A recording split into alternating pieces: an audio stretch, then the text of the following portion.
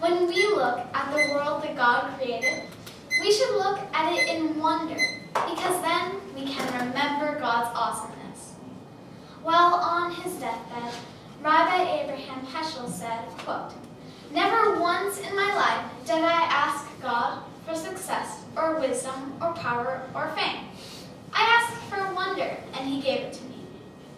It is important to never lose your sense of wonder. What do you like to wonder about? My favorite thing to wonder about is mermaids. They may or may not be one of God's creations, but God did create the imagination, and that's part of having wonder, isn't it? So let's dive into the wonder of mermaids together.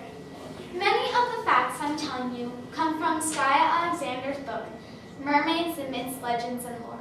And you may want to know these facts before going on your next boat trip. First, why are people so interested in mermaids? Second, what are some of the mermaid tales, the myths and legends from around the world? And finally, has anyone ever seen a mermaid?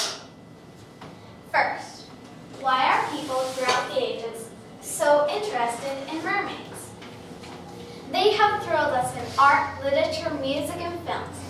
Disney's animated movie, The Little Mermaid, has grossed billions of dollars, making it one of the biggest box office hits of all time. According to USA Today, mermaids are the newest craze in young adult novels. And when the TV network Animal Planet aired their stage documentary, Mermaids: The New Evidence, in 2013, 3.6 million viewers watched, setting a ratings record for the network. Many researchers think that we are drawn to the idea that mermaids are both human and fish, and that they are also both good and bad. Mermaids are sometimes nice and sometimes terrible, and they are portrayed in many different ways. For instance, look at these mermaids from Peter Pan and compare them to this mermaid from Harry Potter. Mermaids are unpredictable, and just like all women, I guess it's a mermaid's prerogative to change her mind. Now let's move on to our second point. What are some of the mermaid myths and legends? Let's start with the myths. The Syrian goddess Atargatis is thought to be the original mermaid back in 1000 BC. Apparently broken-hearted over being in love with a human shepherd, she jumped into a lake and became a mermaid. In Greek mythology, sirens were bird-like creatures who later took the image of a mermaid. Sirens sang out to sailors, luring them to smash their ships on the rocky shore. In Homer's Odyssey, the hero Ulysses told his shipmates to put wax in their ears to avoid being hypnotized by the siren's songs. Does this cup look familiar? A Starbucks spokeswoman said that their logo is an image of a twin-tailed mermaid, or siren. Starbucks chose a mermaid because they wanted a nautical theme to capture the spirit of Seattle, where Starbucks started. Just like sailors were seduced by sirens, Starbucks has lured countless customers into their shops in order to sit at little round tables and drink overpriced coffee. From ancient myths came mermaid legends. In Africa, Mami Wata are mermaid goddesses who could heal the sick and bring good luck. She is usually with a large snake. Mami Wata enjoy fancy combs, mirrors, and jewelry.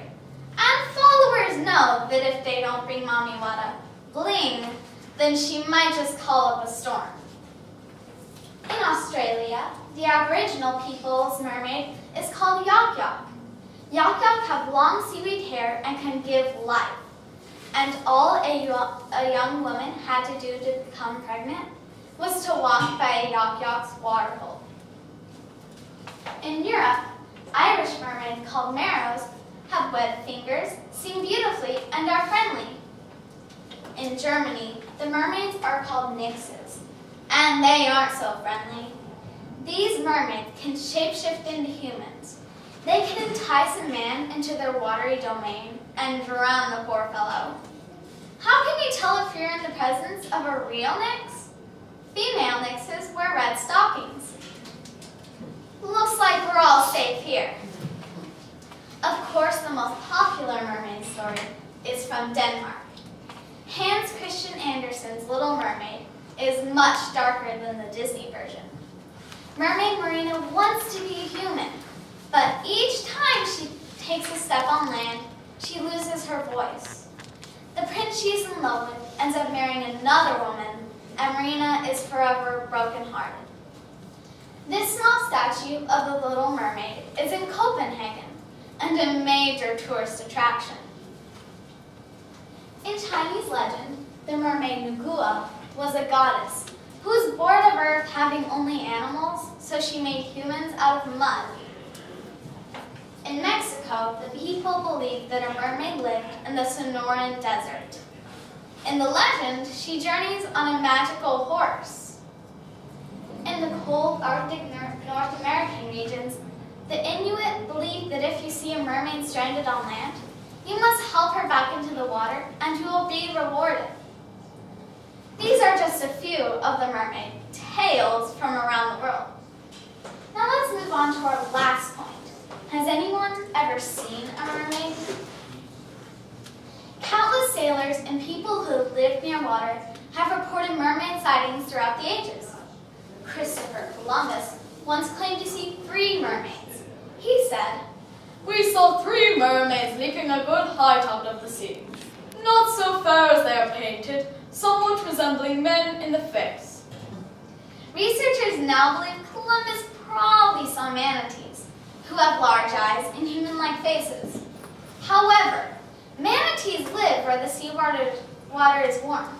So what did the crewmen aboard Henry Hudson ship see in the cold Arctic Circle in 1608? He said, "From the navel upward were like a woman's. In her going down they saw her tail, which was like the tail of a porpoise."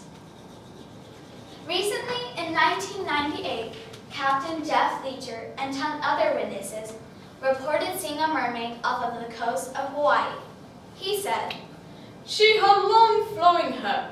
Then she leapt into the air and my heart almost gave out on me. Her entire lower half was covered in scales and tapered back into a huge tail." Then he took this picture while diving underwater. In 2007, a strange creature was captured in the Sea of Azov. Villagers first thought it might be an alien, but then later decided it might be a mermaid. Sadly, it was never studied scientifically because after the fishermen filmed it, they ate it and pronounced it quite delicious. Now you may say that these must all be frauds, but did you know that the most spectacular mermaid hoax was pulled off by famous showman P.T. Barnum in 1842? He tricked thousands of people in New York City into paying to see their mermaid. But instead, they saw the Fiji lady. One newspaper said that it was the very incarnation of ugliness. Now we know that the mermaid was actually the head of a dead monkey and the tail of a fish sewn together and mummified. So whether mermaids actually exist, that's up to your imagination. At least now you can understand why people are so interested in mermaids. You've heard some mermaid myths and legends, and you've also heard about some mermaid sightings. The rabbi I quoted in the beginning of my speech implied that wonder is important. He also said, quote, "As civilization advances, the sense of wonder declines," end quote. Sadly, many of us lose our sense of wonder as we grow older. We have no scientific evidence declaring mermaids to be true. But I guess that's what's so fun about imagining them too. Remember, don't lose your sense of wonder. It's a blessing from God. Thank you. Thank you for judging your time. Thank you so much for judging. Thank you so much for judging.